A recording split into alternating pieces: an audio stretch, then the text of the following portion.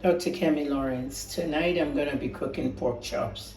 Every time I eat pork chops, I'm always going to have to tell my Muslim followers that these things look tasty, but they can't eat it. They know. All right. These are pork chops. You can actually get these in Nigeria. Some of the stores have them, ShopRites and Spars and all that. These carrots are not going to be boiled carrots. I don't have a carrot peeler, so I used a knife so you can still see some of the black stuff is there. They're going to be candied carrots. I'm going to add brown sugar to it, and then I'm going to boil them.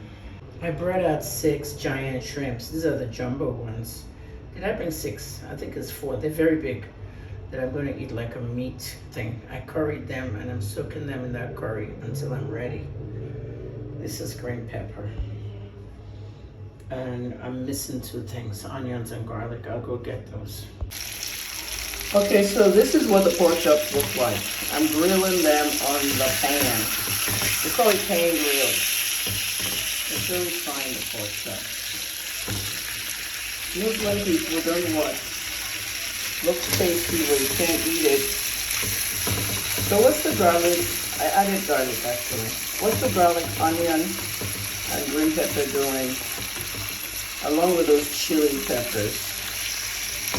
They're giving it flavor. Looks good, doesn't it?